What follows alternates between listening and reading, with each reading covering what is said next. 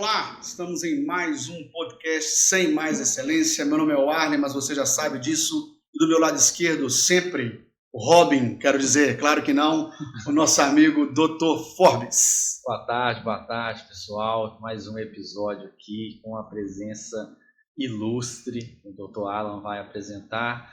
Mas antes, fazer aquele merchan de sempre da Reserva, agradecer o pessoal da Reserva pela parceria.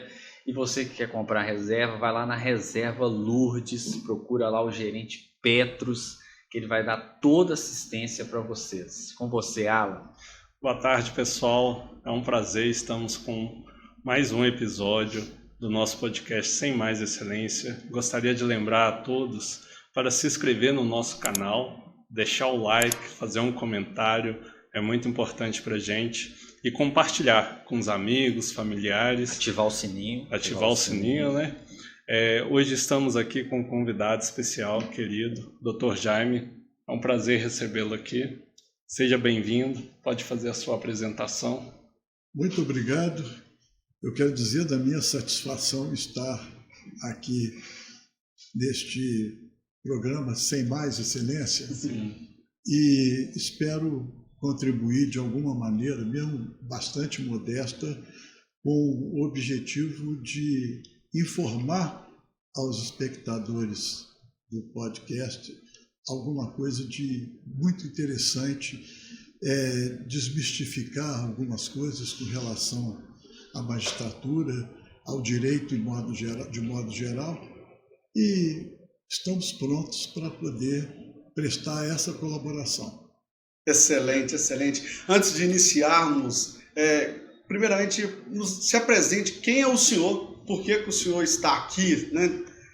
Bom, eu sou magistrado, atualmente, já desde 2011, eu sou desembargador do Tribunal de Justiça de Minas Gerais. Um ano, a partir da minha promoção, eu fui desembargador de Câmara Civil. E depois eu consegui uma remoção para a Câmara Criminal e já estou há 10 anos na 4ª Câmara Criminal, que é, na verdade, o crime. Dizem que o crime não compensa. Para mim, compensa. Desde a comarca de entrância final, que foi São João del Rei, eu sempre trabalhei com o crime. Cheguei aqui em Belo Horizonte, eu já comecei trabalhando no crime também. E subi para o tribunal, tive que pegar uma Câmara Civil, mas a minha paixão, volto a dizer, sempre foi o crime. Então, voltei há 10 anos, estou justamente fazendo aquilo que eu gosto. Mas a minha formação é de direito penal, processual penal. Eu fiz mestrado em direito penal e doutorado em direito político.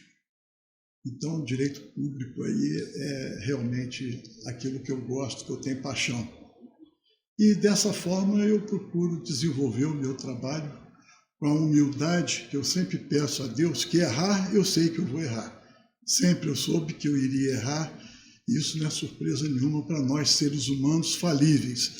Mas eu peço muito a Deus que me deixe errar o mínimo possível, buscando realmente distribuir a justiça como ela deve ocorrer. Então, realmente, o crime compensa. Quando o senhor chegou na turma civil, quando o senhor falou dano extra patrimonial, você falou, não, eu quero voltar lá para o direito penal, né? Chega desse dano moral. Chega desse dano moral, exatamente. Banalizou demais. A minha Câmara era a 18ª Câmara Civil, eu tinha muitos processos de dano moral lá. Uhum. Ainda tem. O senhor correu do dano moral lá. Corri do dano moral. Doutor Jaime, o senhor é mineiro, mas de qual cidade daqui de Minas? Na verdade, eu não sou mineiro. Não? Gostaria muito de ter sido, mas tenho orgulho também de ter nascido no estado do Rio. Sim. Eu nasci em Resende, e no sul do estado do Rio de Janeiro, mas sempre morei a minha vida inteira em Barra Mansa, que é uma cidade limítrofe de Resende, também no sul do estado. E lá eu fiz a faculdade de Direito, depois o mestrado eu fiz no Rio de Janeiro e o doutorado também no Rio de Janeiro. Entendi. O senhor sempre quis assim o direito? Sempre. É uma paixão de criança. Por que o senhor escolheu o estado de Minas Gerais? Tinha algum parente, tinha alguma experiência de ter vindo? Meu pai é mineiro, de uma cidade chamada Pimenta, ali no Largo de Furnas. Sim. E a minha esposa é mineira, ela foi com 5 anos para Barra Mansa, mas ela é mineira de Bias Fortes, uma cidade da região de Barbacena. Então, eu conhecia, Barra Mansa fazia uma confluência com o estado de Minas também. E eu vivi muito nessa região também, frequentando alguns amigos e fazendo visitas turísticas. Passeando em Juiz de Fora. Juiz de Fora. É isso mesmo. Alguém mora em Juiz de Fora, mas Juiz de Fora. Né? Ô, doutor Jaime, então para a gente já tirar desmistificar, desembargador trabalha? Bom, eu posso dizer por mim e por alguns colegas que eu tenho uma ligação maior. Nós trabalhamos demais. Nós trabalhamos não só durante o expediente forense, como trabalhamos também em casa ou no escritório. Tem colegas que alugam alguma sala para poder terem uma paz maior para trabalhar. Eu consigo trabalhar de casa também. Então, muitas vezes, nos sábados, domingos, nos feriados, eu estou com processos na mão examinando também. É uma vida que, antes de mais nada, ela exige um sacerdócio. Então, para que você almeje ser um magistrado, seja de primeiro grau, juiz de direito, seja de segundo grau, o desembargador, na verdade, tem que ter uma dedicação muito grande, ou quase que exclusiva. E a Constituição, inclusive, ela exige. Nós, magistrados, só podemos ter o cargo de magistrado e um cargo de professor. Não podemos nem ter sociedade, não podemos buscar alguma outra fonte de renda, porque é proibido, é vedado pela Constituição. Hoje, baseado na experiência do senhor, né, e como o senhor trabalha no TJ, uma turma ela julga uma câmara ela julga em média quantos processos por mês? Olha, varia muito, mas por exemplo, eu tiro por mim, e naturalmente que essa deve ser a média dos outros colegas da minha câmara, nós devemos julgar mais de 1.500 a 2.000 processos por mês. Por mês? Por mês. Isso o senhor está falando de decisão por acordo, fora as audiências, né, que são o plenário... Nós não temos audiência, nós temos sessões. Isso, as sessões. As sessões, não, tudo bem, é bom esclarecer isso. Não, mas o público não precisava saber, mas eu preciso saber que não é audiência, né? Era sessão. Um erro graço meu aí. Acontece. Eu, quando juiz, eu fazia de 10 a 12 audiências por dia. Eu ouvia uma média de 50 testemunhas, entre testemunhas e réus, era uma média de 50 por dia. Então, o senhor chegava quando o juiz no fórum... Eu começava as audiências a 1h da tarde e não tinha hora para terminar. Às vezes era 7 da noite, 8 da noite. Dependia muito da quantidade de testemunhas para serem ouvidas e da complexidade do feito. Porque às vezes você pega um processo, é simples, é de um réu só. Mas ele tem uma série de situações complicadas para se resolver e, às vezes, muitas testemunhas para serem inquiridas também. E aí, aquele processo que aparentava ser simples, ele acaba sendo deveras complicado. É aquele cliente que chega aqui e fala, não, doutor, o processo está fácil, é rápido, está pronto, é só julgar.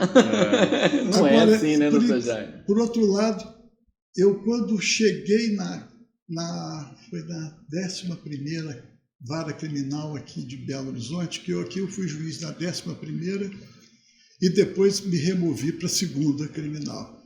Mas, se não me engano, foi na 11ª. Foi sim, 11ª. Eu peguei um processo que tinha simplesmente 102 réus. 102 Era um réus? cartel de postos de gasolina com preços que tinham sido estabelecidos em cartel. Eu te digo que eu fiquei 5 anos nessa 11ª vara criminal e não consegui ouvir todos os réus. Que isso. Porque um viajou, o outro mudou de endereço, tinha que procurar, o outro mudou para o exterior e assim por diante. Foi até uma certa frustração, apesar de não depender de mim. Mas eu deixei a 11ª vara criminal sem concluir os interrogatórios. Mas é muito réu. É muito réu. É muito réu. E para o público leigo entender, doutor Jaime, qual que é a diferença entre o juiz, o trabalho do juiz e o trabalho exercido pelo desembargador? Bom, o trabalho do juiz, ele está na linha de frente, né? É a primeira trincheira. E é onde o cidadão tem mais contato com o aplicador da lei, com o magistrado. E ele ouve as testemunhas, ouve o réu, no caso de crime, e ele despacha. Se você contar quantos despachos um magistrado dá por dia, é incalculável. Desde um despacho mais simples até um despacho mais complexo. A informatização ajudou bastante, mas nós ainda, quer dizer, no caso dos juízes de primeiro grau, ainda tem uma grande carga de trabalho nesse aspecto. E depois, na hora de sentenciar também, ele tem que analisar com bastante cautela para não cometer nenhuma injustiça, né? Ouvir as partes, e nós temos alguns advogados que querem procrastinar o feito, seja no crime, seja no civil. É o ED do ED do ED. E isso a gente tem que ter um cuidado também muito grande. Sim. Você me perguntou antes qual a sugestão para um advogado. Posso falar agora? Pode, claro. Bom, um advogado, em primeiro lugar, um advogado que esteja iniciando na carreira, eu penso que ele tem que ter uma bagagem cultural muito grande e diversificada. Ele deve entender um pouquinho de cada coisa, ler, não digo ser um expert no assunto, mas ele deve ler muito, até bula de remédio. A verdade é essa. Então, ele tem que consumir livros, artigos, enfim. E hoje em dia a internet facilita tanto a vida do advogado que ele está ficando preguiçoso, ocioso.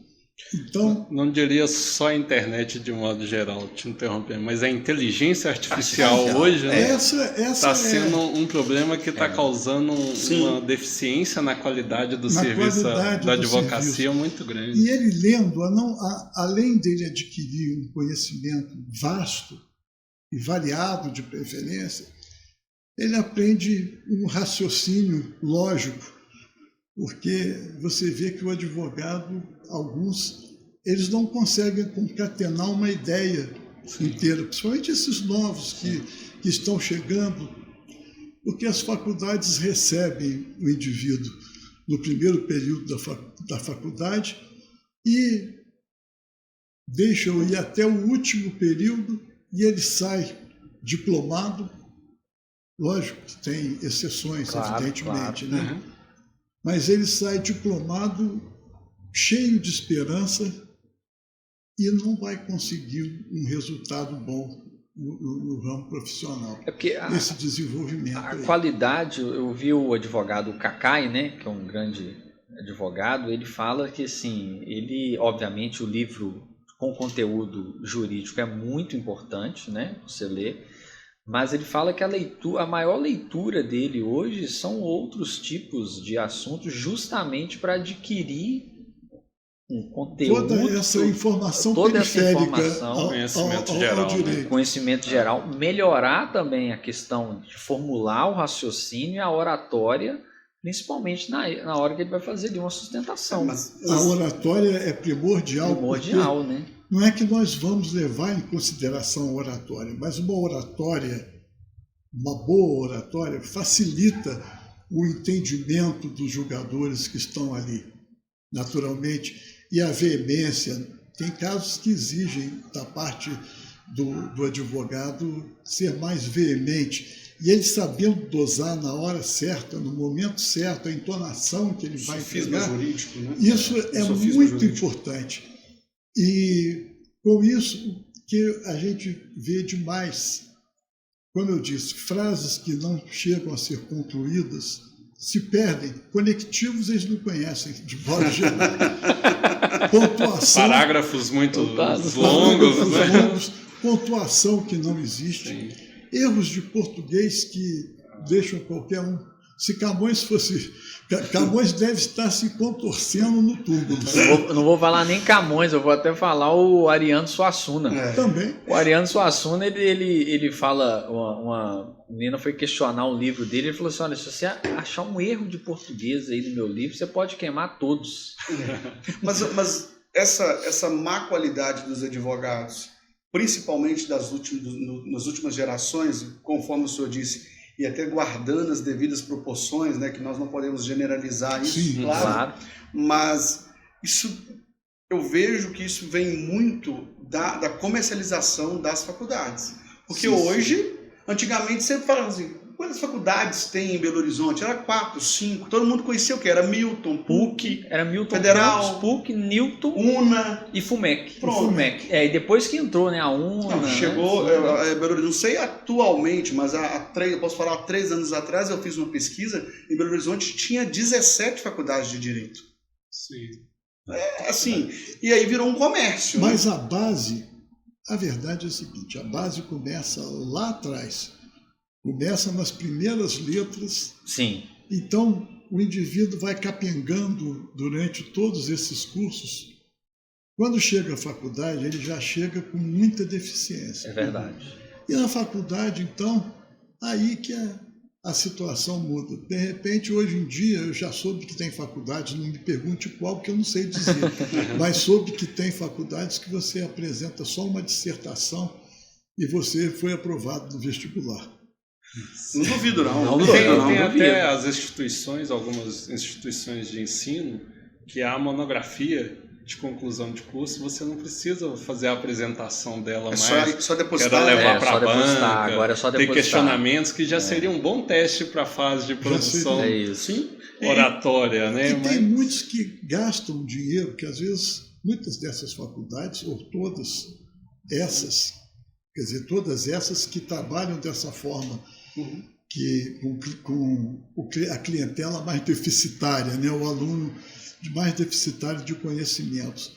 Ele paga, às vezes ele ganha uma meia bolsa, um percentual qualquer, e ele sacrifica do bolso dele, até pelo orgulho, às vezes o pai, a mãe, às vezes ele mesmo, eu quero ser um doutor. Exatamente. E sai um doutor mais frustrado, porque ele não vai ter condições de enfrentar o mercado de trabalho. Existe muita sorte também, o fator sorte ajuda, claro. Sem sombra de dúvida, né? Mas a capacidade vem em primeiro lugar. Só dentro disso que ele está falando, um desembargador, um juiz, ao analisar uma petição, claro, o primordial à análise ali do processo é a questão legal, a questão do direito, né, as características, mas a apresentação pessoal da petição, ela realmente é um fator importante? O senhor vê que é um fator importante? Ajuda. Uma petição bem formulada, vazada em um bom português, assim como não poluída em termos de cada folha da petição, porque de repente ele coloca tanta coisa. 50 jurisprudências. Põe os desenhos, põe umas coisas. Isso tudo só dificulta a leitura do magistrado. Então é importante ele fazer um trabalho mais limpo, despoluído, às vezes falar menos, porque falar muito de repente você erra mais. Exatamente. A quantidade de jurisprudência que advogado acha que precisa colocar numa petição. Essa dica aí do Dr. 5, 6, né? 5, 6 jurisprudência aí de cada tema. Eu digo que jurisprudência nós temos um repertório enorme. Até produzida por nós mesmos. Né? Pega essa dica aí, advogado. Jurisprudência já tem lá. Não, mas é bom você colocar É a bom jurisprudência colocar. daquela Só Câmara. não precisa colocar as 10, né? Vamos assim observar. Vai citar lá uma decisão do STF, por que não? Claro. Uma decisão do STJ, por que não? Não é? Alguma decisão, até preferencialmente, do Tribunal de Minas Gerais. Porque nós militamos aqui, nós trabalhamos aqui, nós conhecemos os colegas que produzem a jurisprudência, não é? Eu acho interessante. Não é dizer que não possa usar uma jurisprudência do Estado de São Paulo, que são muito boas, uma jurisprudência do Rio Grande do Sul, no direito alternativo, né? O Rio Grande do Sul inova, né? À frente do direito, né? Tem muita jurisprudência boa que você pode usar também. Mas não coloque lá 6, 7, 10 jurisprudências. Você vai lendo aquilo. A verdade é o seguinte, eu não vou nem me basear naquela jurisprudência, via de regra. Lógico que tem as exceções, né? Você vai procurar ver de qual tribunal. Isso já impressiona também. E assim, na sustentação, né? Qual que é a dica que o senhor pode dar aí para o advogado? Não sustente. Não faça sustentação, meu voto já está pronto. Porque fica essa impressão, né? Eu estou falando aqui porque assim, fica aquela impressão assim, o voto já está pronto, ele não vai mudar por causa da sustentação. Mas não. É uma impressão errada. É uma impressão... Olha, mas essa é uma impressão geral dos advogados, viu? Assim, essa pergunta aqui, você, advogado, preste bem atenção, né? Na resposta aí do Dr. Jaime. Eu digo, primeiramente falando de mim, eu já tenho várias oportunidades e continuo levando o voto pronto, evidentemente, porque você não vai conseguir prolatar um voto durante a sessão. Claro, sim. Você o leva para a sessão e inúmeras vezes eu posso dizer que em cada sessão geralmente tem um voto ou dois que eu peço vista depois da sustentação oral e vou analisar. Reanalisar.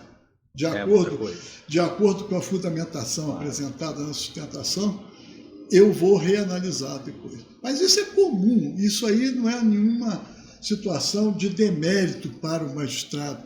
E vejo que os meus colegas de Câmara, aí eu posso falar com mais propriedade da minha 4ª Câmara Criminal, os meus colegas têm o mesmo pensamento que eu e agem da mesma forma que eu. Então, uma sugestão para os advogados, não vão pensando que o voto está pronto, mas não quer dizer que ele é definitivo. Sim. Então, importante. Fiquem atentos, façam uma sustentação oral dentro do prazo que lhe é facultado, vista realmente a camisa do seu cliente, mas seja também humilde, porque às vezes você encontra um ou outro advogado que chega ali com ares de professor. E aí você cria. Não é dizer que nós vamos nos influenciar com esse tipo de conduta do advogado, mas você há de convir que não é algo que você está demonstrando capacidade, nem o magistrado deve demonstrar essa capacidade, ali não é momento para demonstrar erudição, nem para o magistrado e nem para o advogado. Muito importante. Até porque, nesse caso, o maior prejudicado é o cliente ou a justiça em si. Né? Então, não se leva em consideração esse jogo de ego aí, que às vezes algum advogado ou algum magistrado... São raros os casos de advogado que querem realmente se sobrepor até as decisões do magistrado de segundo grau, no caso do desembargador. Mas não é aconselhável porque ele vai criar uma antipatia desnecessária. Isso, volto a dizer, posso afirmar com 99%, para não dizer 100% de certeza, que isso não vai influenciar negativamente no interesse do cliente dele. porque nós temos que ter esse bom senso antes de mais nada, né?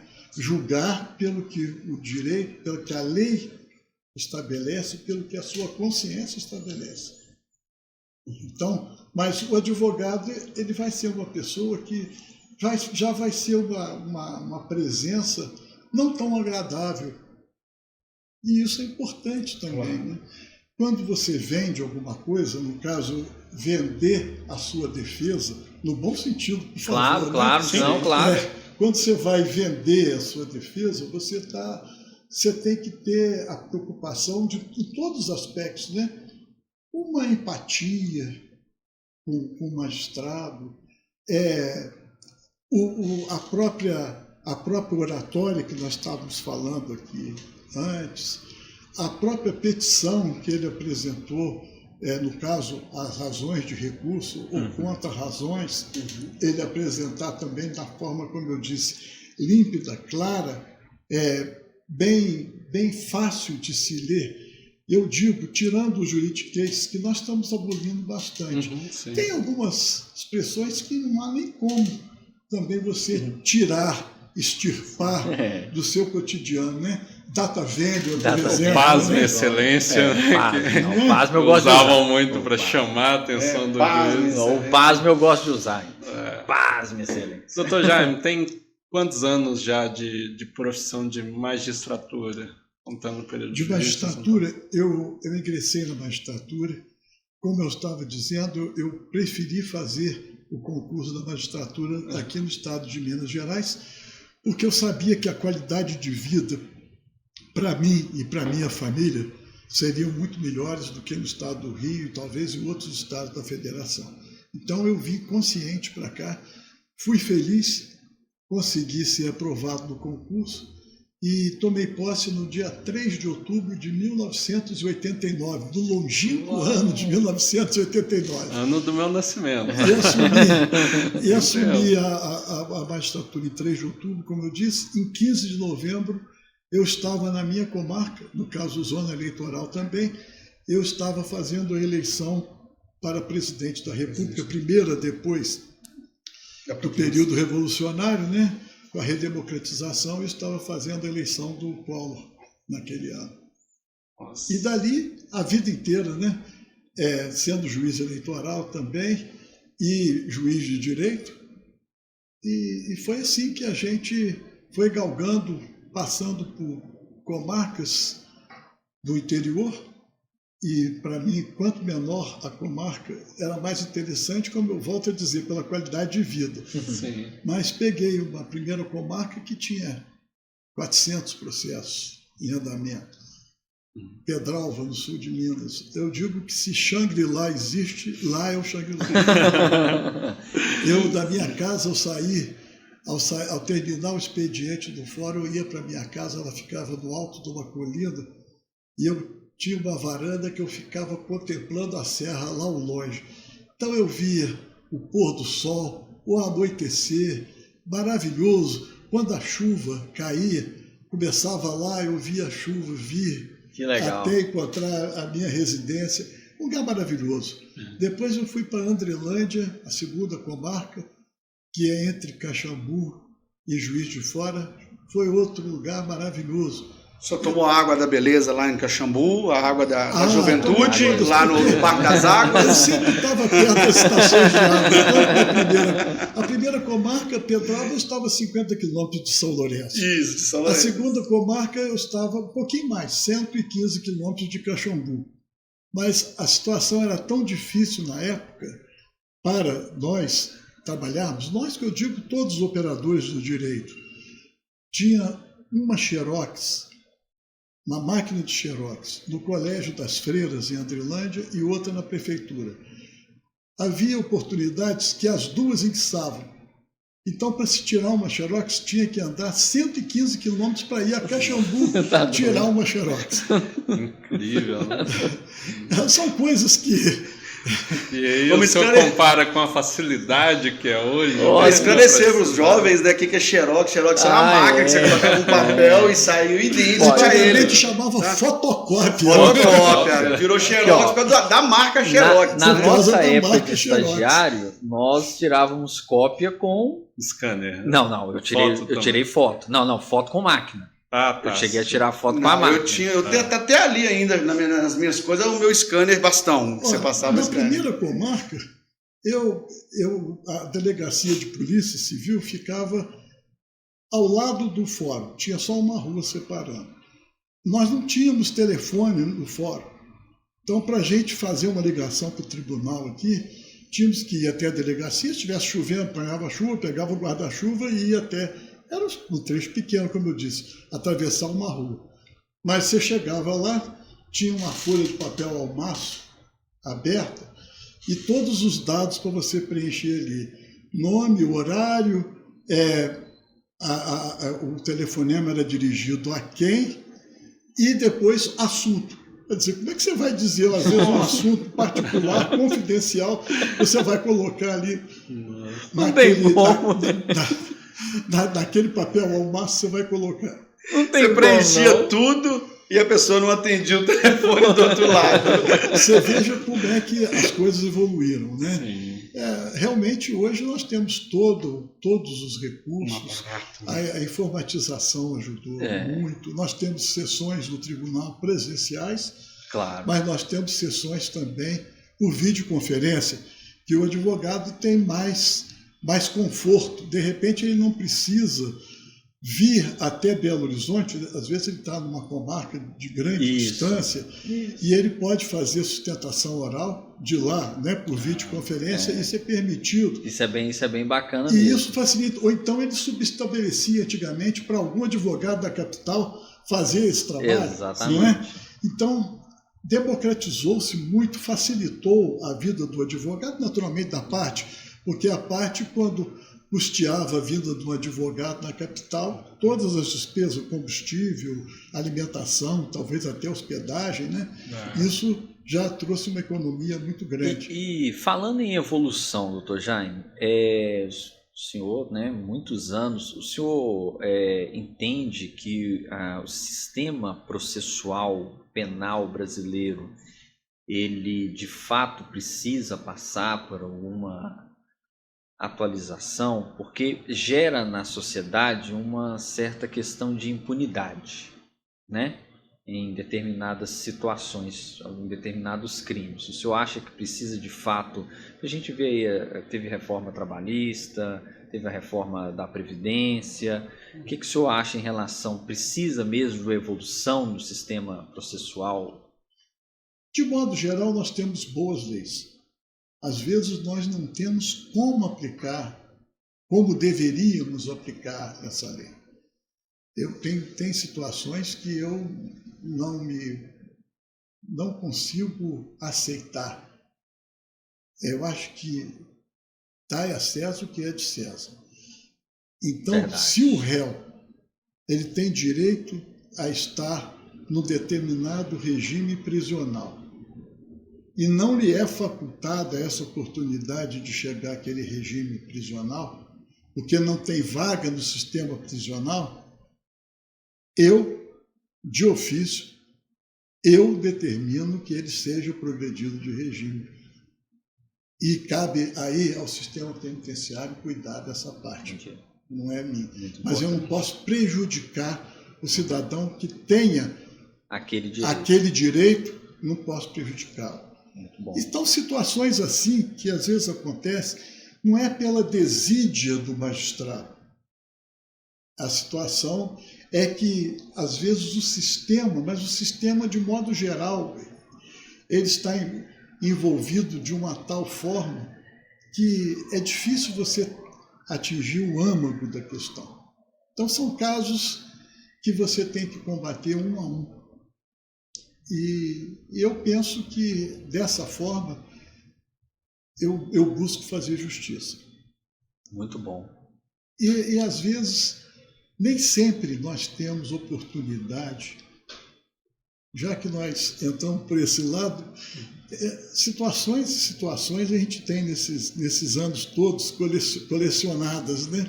Sim. Mas teve um caso que, entre os muitos, teve um caso que me impressionou muito.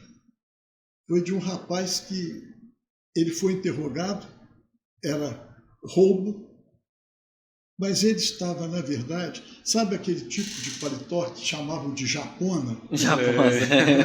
Ele colocou o dedo no bolso da japona e foi até uma casa lotérica, numa galeria, perto da rodoviária aqui em Belo Horizonte. E assaltou a lotérica. E levou R$300 com ele. Bom, já deve ter corrido algum tempo, esses 300 devem estar valendo 600, 700 Sim. hoje em dia.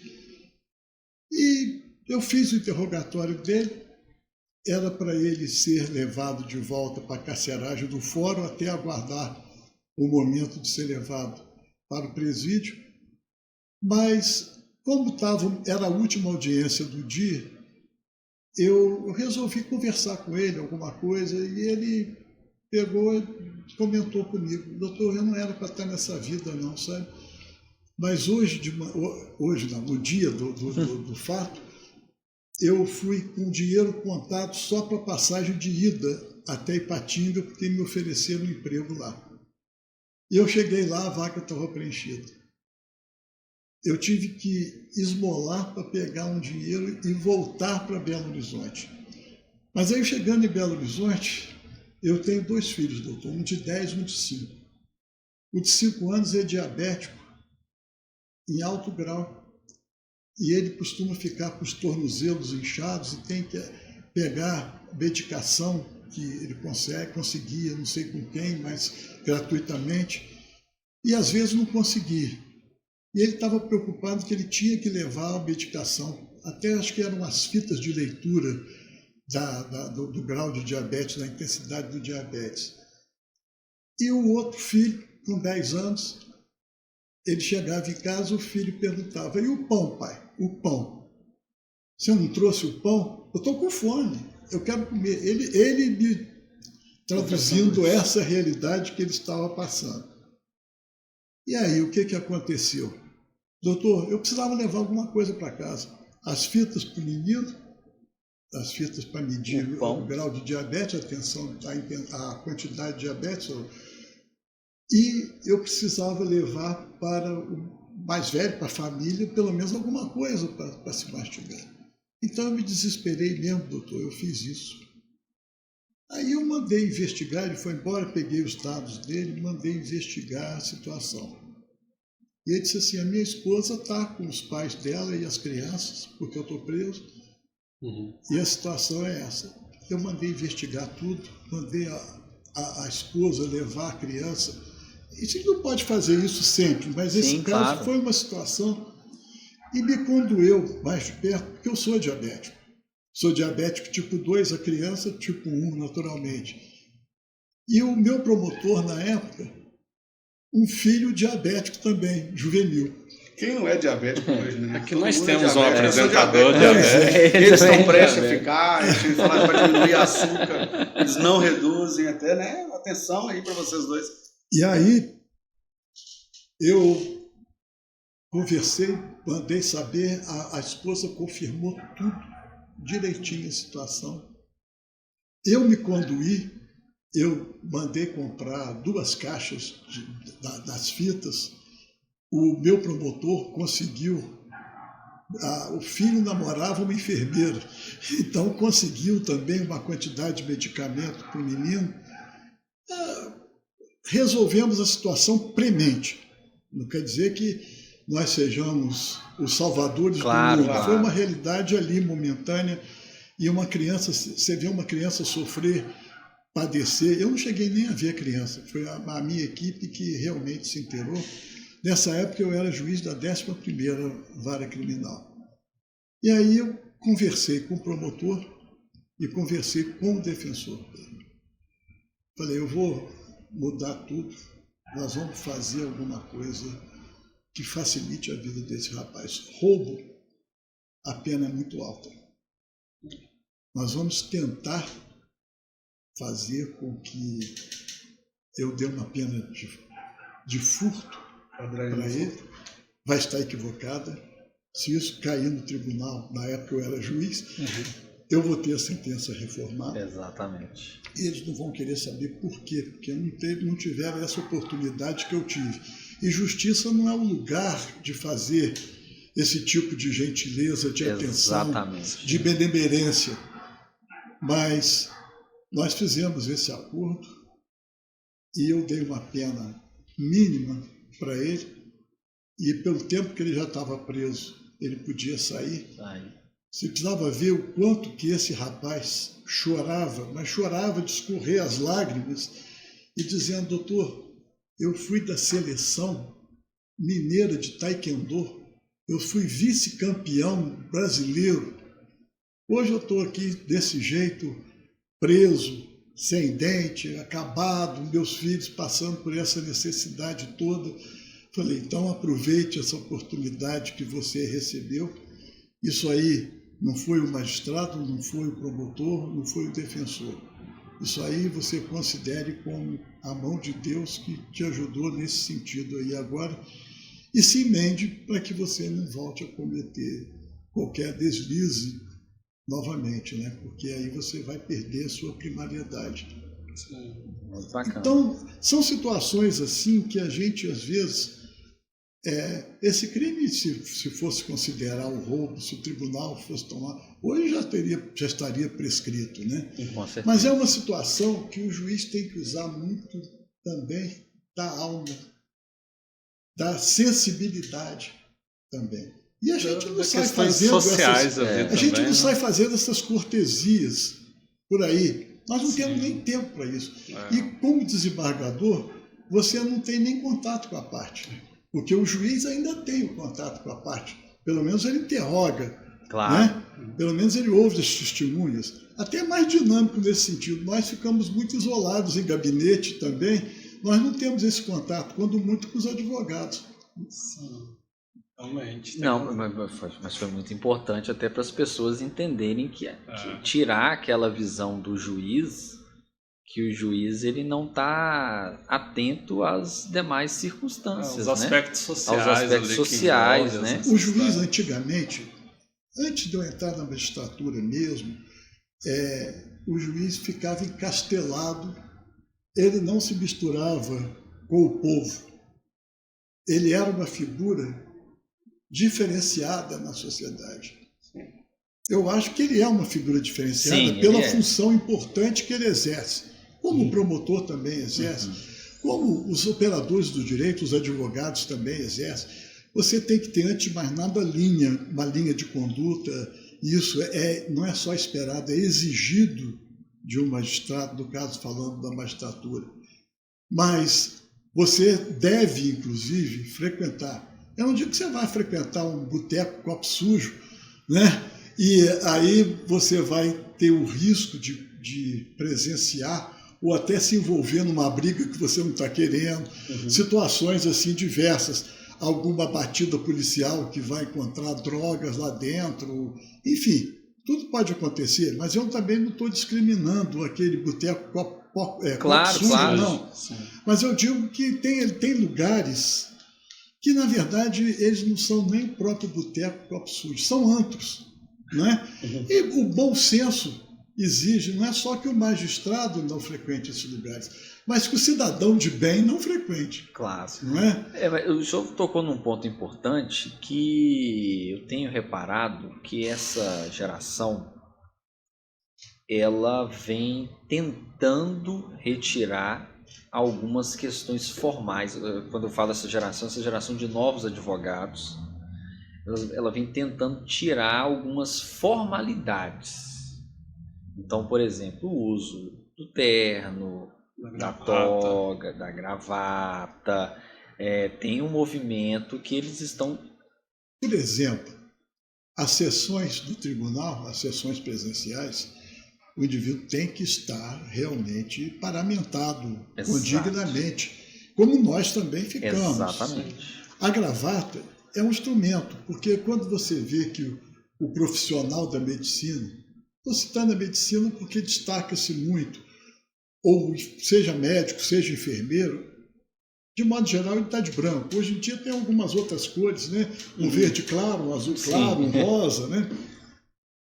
Mas ele está paramentado para a atividade profissional que ele exerça. O advogado, Porque quando você dá um pouco, eles querem muito. Se você deixar o advogado ir ao seu gabinete sem uma gravata, ele vai com camisa aberta, primeiro dia, primeiro botão, segundo dia, 2 botões. Daí, o terceiro ele está de chinelão e bermuda. É verdade. Mas aqui está no podcast, está mais informal. É verdade. Está mais no podcast. Sim, existem os momentos certos para isso. Claro. A minha equipe, eu tenho uma equipe de 10 que trabalham comigo, entre assessores, assistentes e estagiários. Todos têm que usar gravata. Paletó não, mas a gravata... Gravata é obrigatório. Acho que sou eu o único desembargador que exige da sua equipe isso. Sabe? Os outros não vão a tanto, mas eu realmente vou a tanto. Não pode falar. A minha pergunta, mudando um pouco dentro desse tema, doutor Jaime, hoje a sociedade ela ainda tem essa impressão que a justiça é morosa e que demora muito. E aí eu gostaria que o senhor falasse um pouco sobre o papel efetivo do CNJ. O CNJ veio para corrigir alguns abusos que os tribunais, de modo geral, estavam cometendo. As corregedorias, não todas, evidentemente, porque existem situações e situações. Sempre é bom resguardar esse detalhe. Mas as corregedorias, às vezes, não cumpriam com o seu papel na hora de fiscalizar. Então, essa foi a ideia da criação do CNJ. Mas o CNJ, com a evolução dos anos, com o passar dos anos, o CNJ passou a exercer algumas atividades que eu, particularmente, eu acho que não seria da atribuição dele, sabe? Mas é aquela história. O magistrado que anda correto, que tem a sua preocupação de prazo, porque a justiça é morosa, você falou isso, mas ela é morosa porque, hoje em dia, o cidadão jurisdicionado, ele procura justiça para tudo. Ah, mas não é o direito dele? Não, é o direito dele. Só que o volume de serviço aumentou demasiadamente. Como eu falei, nós julgamos uma base aí, tranquilamente, eu acho que eu errei para baixo. 2.000 processos, até pouco, em termos do que nós julgamos. E nós temos que ter uma produtividade que não venha a prejudicar a qualidade do serviço e a prestação da justiça. Não adianta, como eu disse, contei exemplos de processos de 1 réu, de 102 réus, mas tem casos aí de quadrilhas de tráfico de drogas, por exemplo, quadrilha de assalto a banco. Não são 1 nem 2, são inúmeros réus, muitos deles 20 e tantos réus. Então você tem que analisar aquilo tudo de uma forma pormenorizada, porque senão você pratica uma injustiça. E isso não está dentro daquilo que nós nos propomos a fazer. Então o jurisdicionado deve ter, às vezes, a paciência. Lógico, existem situações exageradas, mas aí tem os remédios legais, tem a Corregedoria de Justiça, que está receptiva ao cidadão, ao advogado, para fazer qualquer reclamação nesse sentido. Agora, o próprio STF tem situações que tem casos lá de julgamento que aguardam 10 anos. Há um ano e pouco, 2 anos atrás, eu vi que 2 advogadas chegaram, o cliente delas estava há 10 anos aguardando um desfecho no STF, e elas compraram um bolo com velhinha e cantaram parabéns pelos 10 anos que o processo estava aguardando uma decisão. Aí, o que levou a isso, eu não sei. Eu estou vendendo um peixe da forma como eu comprei. Eu li na mídia aí essa situação. São situações que, na verdade, não deveriam acontecer. Agora, por que aconteceram, eu também não sei informar a razão. Volto a dizer, estou vendendo peixe quando eu comprei. Às vezes também o processo ele se torna muito moroso, porque nós estávamos conversando aqui, a procrastinação, né? Que hoje o advogado ali, dependendo do interesse do seu cliente, ele vai tentar procrastinar esse processo aí o máximo que ele conseguir. Então, eu particularmente, eu penso que deve haver um prazo razoável. Sim. Porque, por experiência própria dentro de um escritório, a gente vê que as decisões, aí eu estou falando em primeira instância, as decisões que saem em primeira instância muito rápidas, teve uma audiência há 2, 3 dias e hoje já publicou a sentença, em sua grande maioria eu tenho que entrar com embargo de declaração. Por quê? Porque foi publicado muito rápido, aí ali ocorreu um erro material, deixou de julgar alguma coisa. Foi mencionado embargo de declaração, é uma situação que tanto em primeiro como em segundo grau acontece, mas muitas das vezes o advogado não quer um esclarecimento, uma omissão. É a insatisfação dele. É a insatisfação e ele quer fazer ele quer ter mais uma chance de ver julgado o caso dele. Mas a justiça ela tem sido muito rigorosa. Sim, porque embargos de declaração, a sua grande maioria, a gente já sabe o que vai acontecer lá no final. Olha, o senhor está utilizando o meio incorreto para manifestar sua insatisfação. Você tem uma informação. Hoje mesmo, antes de vir para cá, de alguns votos que eu preparei, 2 eram de embargo de declaração que não tinha procedência. Mas isso causa um prejuízo no prazo processual, né? Sim. Porque aí quando você atrela interrompe o prazo, a morosidade do processo, mas você entrou com embargo de declaração que em virtude desse embargo o processo ficou aqui parado 2, 3 meses para ser julgado. Né? O embargo, então por isso que eu estava dizendo, quando a sentença é muito rápida, assim, a maioria esmagadora das vezes a gente tem que entrar com embargo de declaração porque ficou algo para trás ou houve alguma contradição. Quando há um tempo razoável, a gente vê que o juiz, né, de primeiro grau, ele analisou item por item, ele não deixou nada para trás. Por mais que a minha insatisfação com a decisão ela seja, às vezes, ali, latente, mas aí eu vou utilizar o meu recursal próprio. Agora, sem qualquer conotação de corporativismo. Os magistrados, sejam de primeiro ou de segundo grau, trabalham muito bem, com muita competência. Sim. É o volume de serviço que é muito grande, ou então essas procrastinações que a gente enfrenta.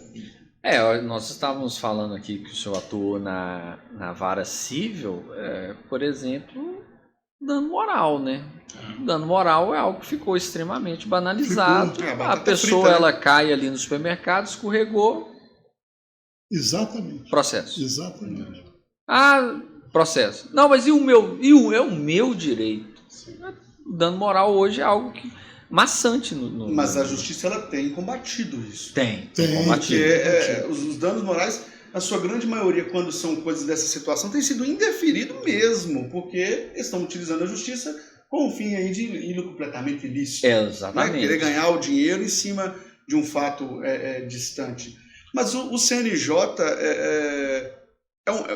ainda eu vejo que a justiça usa o CNJ como um trunfo mesmo, algo que deu muito certo. Não, ele está preparado para isso. Como eu disse, eu acho que tem algumas situações que ele buscou para si e que não seria o caso, sabe? Mas isso são pequenas filigranas para se considerar. Ele veio com o objetivo, volto a dizer, de corrigir falhas do judiciário, principalmente considerando as corregedorias, que às vezes não tinham uma atuação tão rigorosa como precisava ter. E, como eu disse, o magistrado que cumpre com o seu dever, ele não tem medo do CNJ, da corregedoria, porque ele está trabalhando dentro daquilo que lhe é viável trabalhar, e é possível, dentro dessas possibilidades.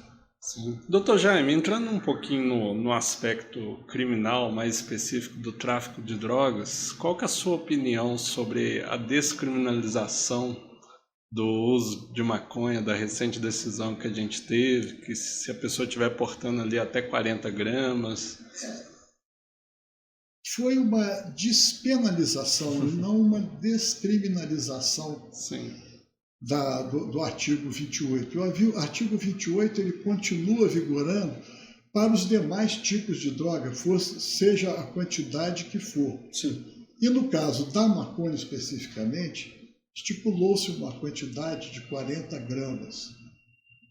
Eu penso que isso vai dificultar em muito o trabalho da polícia e do próprio julgador depois, porque o traficante ele é muito sagaz. Sim. Então, ele vai começar a transportar quantidades pequenas da droga para poder cair no uso, né? E o uso despenalizado. Aí, o que sobrou? Sobrou frequentar cursos de orientação, de combate às drogas. Ou seja, é inócuo. Na verdade, é inócuo. Só que e não tem nem a reincidência, né? Porque uma vez que deixou de ser crime, não há mais a reincidência. Então fica complicado realmente para você agir. Eu acho que isso é quase que um passaporte para o indivíduo circular por aí, até entre estados da federação, né? E levando uma quantidade de droga menor. Como que a gente pode dizer assim, um pouco contraditório, porque é crime comercializar. Mas para a pessoa estar portando, usando, ela tem que ter comprado de alguém. Pois é. Eu, longe de mim fazer qualquer crítica à nossa Corte Suprema. Claro. Sim. Mas tem um projeto de lei no Congresso Nacional, já passou pelo Senado, está na Câmara, né? Para que venha a disciplinar essa matéria como deve. É a PEC 43, né? E parece que vai ser muito diferente dessa situação permissiva que, no momento, está em vigor. Fora o plantio, né? Nós estamos esquecendo o plantio de 6 pés. Não é nem plantio, o porte mesmo de 6 plantas fêmeas da maconha, ainda assim não é permitido. Mas eu sinceramente, eu não sei o que vai ser, o que vai acontecer do desdobramento disso. Mas foi bom pelo lado também, por um lado, doutor Jaime, que não estendeu para outros tipos de droga. Não, isso aí foi algo que pelo menos tranquiliza em parte. Tranquiliza em parte, porque se a gente começa a usar por analogia, e aí o negócio... E nós temos drogas pesadas, mesmo as baratas, né? O crack tem um efeito nocivo à saúde altíssimo. O crack hoje é R$5. O cara tá comprando eles uma pedra falar de crack. R$10. R$10 é uma pedrinha de crack, ele faz um cachimbo num papel alumínio. Né? Realmente. Despacho do advogado. É um assunto que a gente queria trazer para o senhor, que até que no tribunal, a gente estava até comentando isso mais cedo aqui, a gente não tem essa dificuldade do advogado para despachar no tribunal. Eu costumo falar que é muito mais fácil despachar com o desembargador do que com o juiz de primeira instância, porque hoje, para você despachar hoje no juiz de primeira instância, prepara aí uns 3 dias, e aí você chega lá, passa por assessor, do assessor. Mas saiba, evidentemente, que o Estatuto da Ordem prevê essa oportunidade do advogado se entrevistar com o magistrado, né? Sim. Agora, o que acontece na prática, via de regra, é que o advogado ele é educado, então ele vai te cumprimentar, mas aí ele vai puxar uma conversa qualquer. Doutor, está esfriando, né? Não, realmente tal, o tempo agora é propício ao frio mesmo. Eu vou contar para o senhor uma coisa. Aí ele não chegou no assunto ainda. Aí passa mais 2, 3 minutos divagando. Aí, quando ele vai entrar no caso, já foi de 5 a 10 minutos de tempo que você está ali com toda a educação, com toda a atenção, Claro. e com toda a obrigatoriedade de dar essa atenção ao advogado. Aí depois, na hora de despedir, já é mais de 3 a 5 minutos que vão ser gastos. Ele quer ser amigo do senhor, ele não está querendo despachar. No bom português. No bom português, ele está querendo ser amigo do senhor, chamar ele para tomar um café. Português é isso Quer que ser seu acontece. amigo. Tanto que se chegar no meu gabinete, nem café vai receber, nem água eu não vou oferecer, justamente para que a conversa não fique esticada. Sim. Por quê? Não é porque eu não queira. Eu, como disse, acho que eu não sei se estava no ar na hora que eu estava falando, estava sendo gravado, eu fui advogado durante quase 14 anos. Então eu sei o que é o lado de lá do balcão. Você e o sabe lado das de cá do balcão. artimanhas, do Sabe? cafezinho, onde Sim. é que esse cafezinho vai dar? E o advogado no interior, principalmente, ele quer chegar ao juiz de qualquer forma. Então, se ele tiver, se o juiz deixar, ele vai tirar fotografia do lado do juiz e depois ele vai fazer uma divulgação do trabalho dele. Não, eu sou amigo do juiz também e tal, vai conquistar clientes com essa fictícia, né? É uma aproximação ficta, é uma amizade ficta. Não é que o cidadão, não é que o magistrado, seja de primeiro ou de segundo grau, volto a dizer, que ele está encastelado. Não, ele tem que estar no cotidiano. Ele tem que ser um ser social, porque é assim que você vai conseguir encontrar, ver o que está acontecendo ao seu redor. Se você fica lá isolado de tudo, você perde essa oportunidade. É uma oportunidade rica. Eu digo até o magistrado que puder, seja também professor. O magistério ajuda muito. No período que eu fui professor, eu gostei muito, porque eu fazia alguma coisa que eu gostava também, transmitia o que eu conhecia. Eu acho que isso é importante, mas você estava com uma clientela ali que eram os jovens, ou às vezes não tão jovens, mas também com a mentalidade de estudante universitário. Então, você trocava experiências, não é? Então, isso é muito válido, muito importante.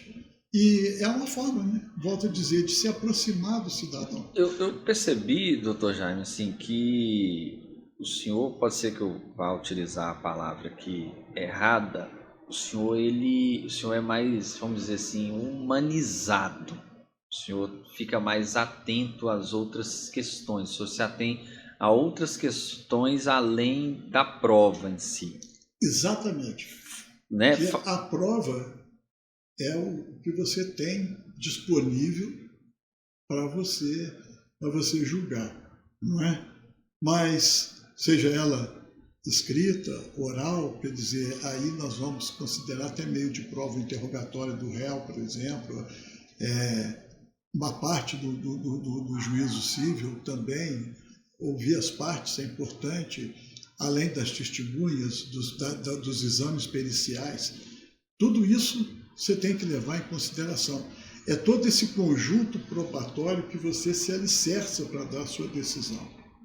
Mas, se fosse tão simples assim, de uma forma tão mecânica, ainda mais com a inteligência artificial hoje, você não teria a necessidade de um magistrado. O magistrado entra para poder dosar a coisa e dar o lado humanístico da coisa. E qual que é a dica que o senhor dá para quem pensa em exercer a magistratura? Bom, o que eu disse para aqueles que estão pleiteando a advocacia, já estão se formando, já estão recém-formados principalmente, é leitura mesmo, antes de mais nada. E para chegar à magistratura também, as provas elas são uma maratona que você tem que cumprir, seja as primeiras provas que são escritas, depois as provas orais também. E isso te deixa extenuado. Você começa as provas, porque para chegar a se propor a fazer um exame da magistratura, você tem que ter uma bagagem aí, o ideal de 5 anos, pelo menos, de estudo cotidiano e intenso.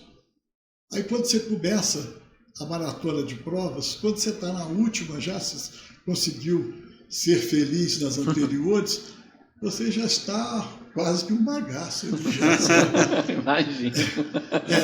Então, é esse detalhe. E depois vem a insegurança natural dos primeiros tempos da magistratura, né? Porque você, às vezes, tem muitos que são candidatos aprovados, mas nunca exerceram a advocacia. Foram professores e tal, outros foram funcionários de banco, de empresas. Sim. Outros, naturalmente, militaram já na advocacia. Então, você encontra de tudo. Mas a hora que passa de um lado para o outro, te dá assim, um impacto. E agora? Agora é comigo. Agora sou eu que tenho que enfrentar a realidade. Então tem que ter a cabeça bem tranquila. O ideal é não brigar com o filho, com a esposa, com o marido, com o vizinho, chegar extenuado, chegar assim, com mágoas, aborrecido. Porque, querendo ou não querendo, se você estiver nessa condição, você vai acabar transferindo isso até de uma forma inconsciente. Você vai transmitir isso. E equilíbrio. Magistratura é conhecimento e equilíbrio. Doutor Jaime, o senhor que tem uma vasta experiência na esfera criminal, queria perguntar para o senhor qual que é a sua opinião sobre um recente tema que teve sobre a possibilidade de criminalizar o aborto depois do prazo legal, né, permissível, mas com uma pena que muitas das vezes seria superior ao caso de estupro. São situações diferentes, bens jurídicos diferentes. Eu tive uma situação, não é bem essa, mas um aborto no feto anencéfalo. Ah, sim. Eu era juiz de São João del Rei e caiu desculpa a expressão, essa bomba na minha mão, no meu colo, e eu tinha que decidir. E aí eu vi que realmente a situação, além de complexa, não tinha, o Supremo ainda não tinha se posicionado a respeito. Eu tenho a minha convicção religiosa, eu sou católico, então eu sou contra o aborto, a não ser aqueles casos já permitidos em lei, claro. que eu acho que o legislador, até da 1940, no Código Penal, já prevê aquelas duas possibilidades, risco de vida para a gestante e também o fato do estupro. Eu acho que ele foi muito avançado para a época. Claro, para a época, 1940, sim. Em 1940 nós tínhamos uma sociedade muito vetusta ainda. Hoje em dia ainda existe. Agora é que estão querendo realmente abrir mão de todos os critérios, de todos de todas as exigências da moral, enfim. Eu fico até preocupado com isso, porque eu não sei aonde que nós vamos chegar com tanta permissividade. Sim. E a permissividade ela vem de uma tal forma que ela atropela o direito. Ela está atropelando esses usos e costumes que nós estamos encontrando. Você não vê mais cidades, mesmo aquelas interioranas, você não vê com aquele bucolismo de antes, aquela moral. As tradições, né? Porque os meios de comunicação tomaram conta e trazem tantas e tantas vantagens para nós cidadãos, mas também tem um lado também que acaba contribuindo negativamente. Tal como o número exacerbado de processo. Pois é. Você vai dando mais permissividade, vai gerar mais aquele sentimento do meu direito, e o meu direito vai acabar na justiça. Desaguar na justiça. Vai desaguar na justiça, que aí a gente volta naquele tema da morosidade. Mas não é, né, é um número de processos que... Mas o senhor é contra ou a favor essa mudança que trouxe aí? Eu não consegui entender. Não, ele falou que é Vamos- contra. Não, ele falou que é contra. O senhor é contra, né? O senhor contra. citou até o critério religioso do senhor. Religioso. Contra a questão disso. Sim. Eu acho tem cidadãos que não têm religião, Sim. não têm fé, mas eu acho que o indivíduo, não importa a religião que ele professe, todas as religiões têm um fundo moral.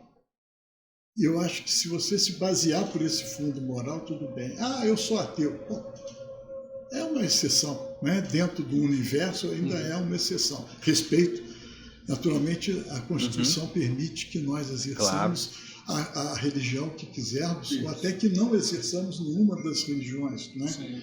Mas a religião é um freio para o cidadão. Eu fico pensando, se não houvesse esse freio, como estaria? Aí, volto a dizer, não é religião católica, por favor. Claro, qualquer religião. Qualquer credo religioso. Sim, sem dúvida. É importante como um freio. Perfeito. Jaime, muito bom. Eu acho que foi uma aula para a gente aqui. Oratório. Se o senhor quiser fazer algumas tentações orais, depois que o senhor se aposentar, o senhor pode candidatar aqui no escritório, a gente contrata o senhor. Tá?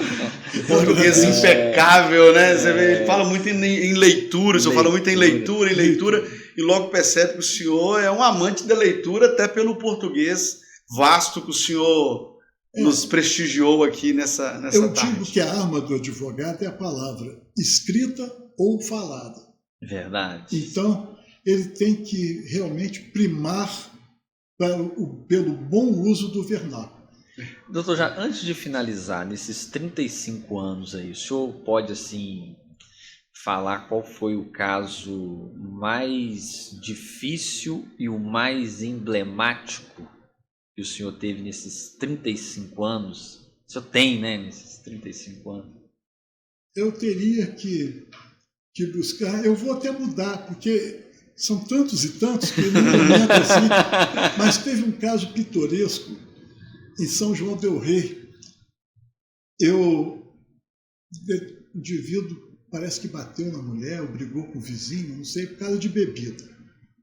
E aí eu determinei, na condenação dele, substituir, foi o sursi na época, né, suspensão condicional da pena, e determinei que ele fosse frequentar 6 sessões do AA, Alcoólicos Anônimos. E aí o que aconteceu? Eu era convidado, volta e meia, para ir nos grupos de AA, para fazer palestras sobre alcoolismo. E eu ia com um prazer muito grande, como eu digo, esse serviço de utilidade pública, sempre que o magistrado pode contribuir, eu acho que nem só o magistrado, qualquer operador do direito, falando aqui estritamente do direito, eu acho importante. E eu ia ao grupo de AA que eu mandei que ele fosse, e eu disse para ele assim, olha, o senhor vai frequentar, porque o grupo de AA falou para mim, doutor, aqui tem que ser espontânea a vinda. O senhor está determinando que eles venham. Eu falei assim, olha, se Maomé não vai à montanha, a montanha vai a Maomé. Então vocês têm que colaborar, porque isso é um serviço, volto a dizer, de utilidade pública. Não, tudo bem, o senhor falou, tal.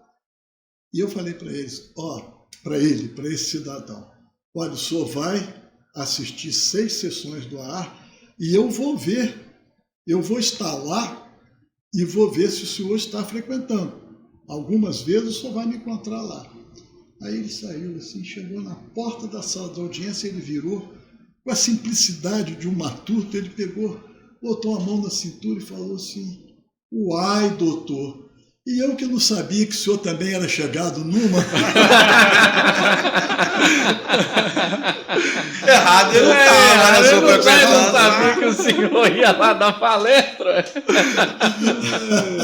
Que comédia. Advogado, então, no interior, o senhor foi feliz, né, doutor? Ser magistrado lá, né? Não, eu tive a aventura de ser juiz, como eu disse, na primeira comarca Pedralva, a segunda comarca Andrelândia, a terceira comarca São João del Rei, e contribuí 1 ano e meio sendo o juiz por substituição em Resende Costa, que era do lado de São João del Rei. E depois vim para a capital. Eu digo que eu fui muito feliz no interior, como eu sou na capital. Eu sou um dos poucos cidadãos, eu posso dizer, que faz o que gosta e recebe para isso. Que legal. Eu agradeço muito a Deus por essa oportunidade, por me dar essa atividade profissional, que eu procuro desempenhar da melhor forma, com a melhor alegria. Eu não chego nunca, de maneira nenhuma eu chego ao meu gabinete de mau humor. A preocupação que naturalmente todos nós temos, claro, eu deixo lá de fora, sabe? Ali eu sou o magistrado e o jurisdicionado espera de mim isso. Bacana. Perfeito. Doutor Jaime, muito obrigado pela presença. Pode fazer suas razões finais orais, enviar os agradecimentos para os familiares. Fique à vontade. Eu quero agradecer primeiro a oportunidade de participar desse podcast, que é o primeiro. É a minha primeira experiência. Já, naturalmente, na minha vida profissional, já dei entrevista em rádio, televisão, enfim, fui professor durante muito tempo. A publicação, para mim, eu não vejo dificuldade nisso, mas sempre é um instrumento novo, e esse que eu estou participando aqui agora, eu quero agradecer essa oportunidade, dizer que foi um prazer muito grande. Espero que eu tenha atendido de uma forma, mesmo uma forma modesta, mas que eu tenha contribuído de alguma maneira para enriquecer esse trabalho que vocês fazem. E é importante sempre o esclarecimento. Daí que continue nessa linha, eu acho que vai ser um sucesso realmente, a cada dia mais. Amém. Tá bom, muito obrigado. Doutor Jaime, agradecer a presença do senhor. Eu, assim, fiquei extremamente empolgado. Sendo sem mais excelência, até o próximo episódio. Obrigado.